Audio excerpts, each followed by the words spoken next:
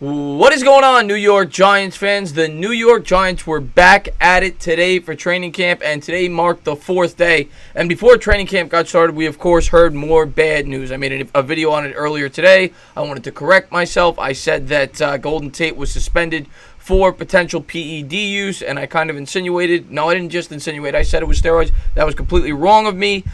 Tate was caught for using fertility drugs. He's trying to have a baby, and there was something in the fertility drugs that is a banned substance. And there is prior history of players getting caught for this exact drug. Robert Mathis, I believe, is one of them, and he still had to serve the suspension.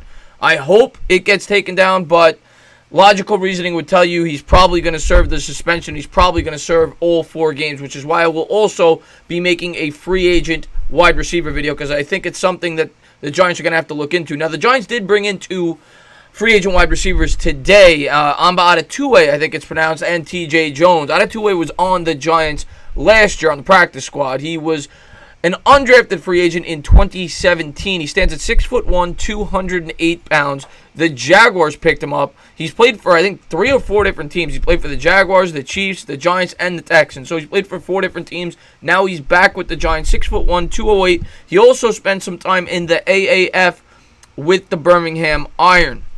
Of course, that league folded up. The other player, TJ Jones, is a veteran. Stands at 6 foot, 190 pounds. A former 6th-round draft pick of the Detroit Lions. For his career, he scored 64 passes and 814 yards. Neither one of these guys are game breakers, which is why I think the Giants should probably look into potentially bringing in a vet, because these guys don't have the experience, and I think the Giants could really use that, especially with all the injuries, the suspensions. Slayton still hasn't gotten on the field, which is going to bring us to our injury report. And as far as the injury report goes, there's a lot of names here. Darius Slayton once again is on the injury report now. I think next week he should be back, I hope. They didn't make it sound like it was a very serious injury. He has not played yet in training camp. It seems to be a nagging hamstring injury, but Slayton was not on the field again, which is important for rookies to get their reps, especially a guy that was a 5th-round pick. He still has to prove himself. Britton Golden, another wide receiver, undrafted free agent, has a groin injury. Sam Beal was out today. Sam Beal, of course, trying to compete with DeAndre Baker for that starting corner position, was out with a groin injury, so bad news for Sam Beal there. Sterling Shepard, of course, remains limited in practice. He is out there, but with that fractured thumb, he can't do much. He was limited to individual drills in practice. He did not catch balls today. Yesterday, he was shown catching one-handed balls. To my knowledge, he was not catching balls today, per the report. And he remains hopeful that he will be 100% in the next few weeks.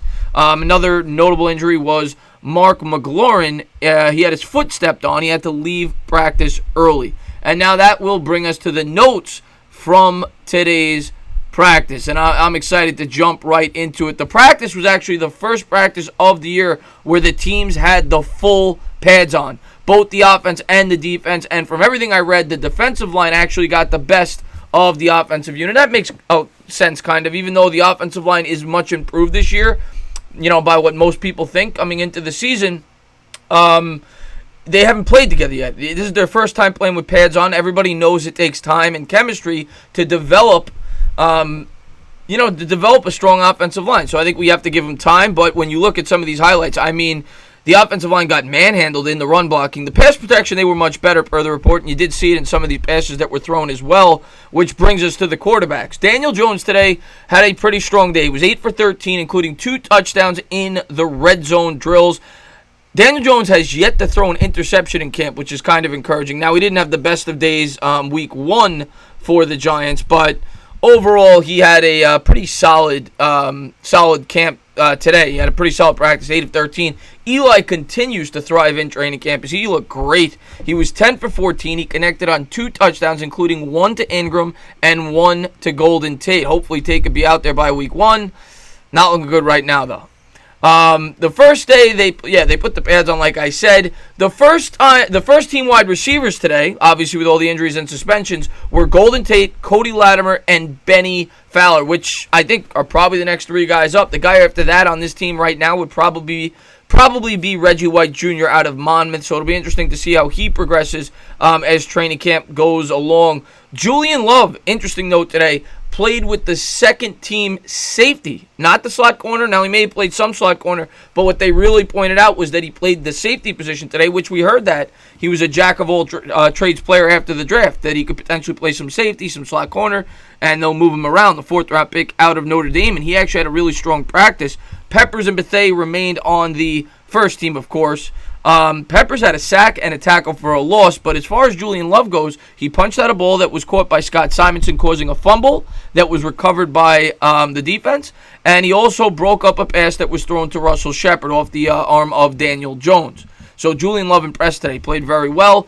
George Asafa, which I want to touch on, got some first-team reps at the right tackle position. Of course, he was our 7th-round selection and our only offensive lineman we took in this year's draft. I think the Giants are probably trying to ease Remmers back after the injury, but maybe that could develop into some kind of competition. A lot of people thought Asafa Ojai was a 4th or 5th-round prospect, and some people think the Giants got a bargain there, so maybe the Giants could turn him into something, especially when you look at Gettleman's history. He does have some history of finding late-round talent at that position. So he got some first-team reps. Spencer Pulley, who is in a competition with John Halapio, also got first-team reps at the center position. I think Halapio still remains the favorite, but it can go either way. You never know. So both those guys got some first-team reps. Corey Ballentine, I think he was a 5th-round pick by us, the cornerback, had an interception today off the arm of Kyle Laletta. And those are the highlights of today's practice. The Giants will be back soon for training camp.